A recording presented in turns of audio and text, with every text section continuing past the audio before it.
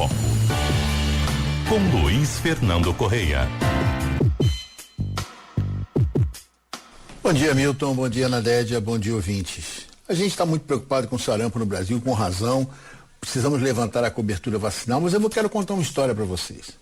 Em fevereiro de 98, uma das revistas médicas mais respeitadas do mundo, a The Lancet, publicou um estudo com apenas 12 crianças. O autor era um médico britânico chamado Andrew Wakefield. Ele sugeria uma ligação entre a vacina tríplice viral, a mesma do sarampo, e o autismo.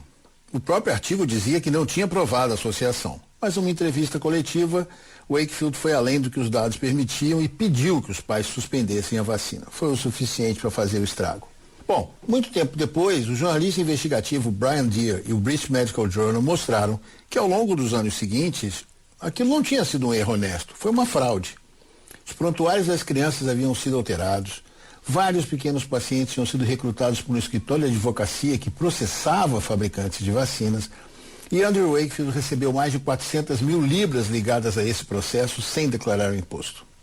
Um ano antes do artigo, ele tinha depositado a patente de uma vacina isolada contra o sarampo. Essa vacina só teria mercado se a vacina tríplice caísse em descrédito. Bom, em 2004, 10 dos 13 coautores retiraram formalmente a interpretação do estudo.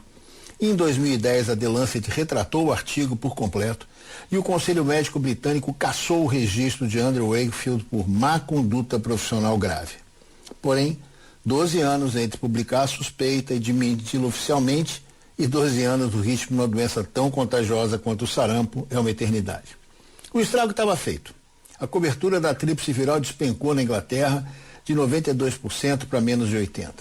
Em 2006, a primeira morte por sarampo em 14 anos. Em 2008, o vírus voltou a circular de forma endêmica num país que havia praticamente eliminado a doença. Bom, não foi o Wakefield sozinho. Houve também uma imprensa e muita gente que amplificou esse medo e uma comunicação oficial demorada. Mas o gatilho tem nome e sobrenome. Andrew Wakefield e o movimento anti-vacina. A boa notícia é que a ciência responde. Uma coorte dinamarquesa de 2002 acompanhou 537 mil crianças. Uma meta-análise de 2014 reuniu mais de 1.200.000 crianças. Um estudo americano de 2015 incluiu, de propósito, crianças que já tinham um irmão autista, o grupo de maior risco. E em 2019, outra vez a Dinamarca com 657 mil crianças. Em nenhum desses estudos foi encontrada associação entre vacina e autismo. Em nenhum deles, tá claro. Então, por que é tão difícil manter a população protegida? O sarampo é o vírus mais contagioso que a gente conhece. A gente já falou isso aqui algumas vezes. Uma única pessoa doente pode infectar entre 9 e 10 pessoas não vacinadas ao seu redor. Por isso, há que ter o nível mais alto de cobertura de todas as vacinas. 95% da população com 2 doses. 90% não é quase lá, é insuficiente ainda. E tem um detalhe que engana. Média nacional não protege ninguém. Porque o vírus, ele não procura o país inteiro, ele vai procurar a creche, a escola, uma comunidade onde a cobertura está abaixo do limite. E é por isso que essa história de 98 não é sobre o passado. Nesse ano de 2026, os Estados Unidos já passaram de 2.400 casos de sarampo, o maior número desde 1991. Mais de 9 em cada 10 dessas pessoas estavam sem vacina ou sem registro de vacinação. Quem acreditou em Wakefield lá atrás não foi ingênuo, não. Foi enganado por um médico criminoso. Um trabalho publicado na melhor revista do mundo.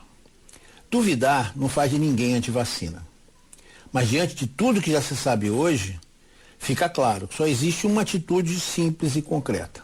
Pegar a caderneta e conferir se as 2 doses estão em dia. Fica a dica, galera. Até amanhã.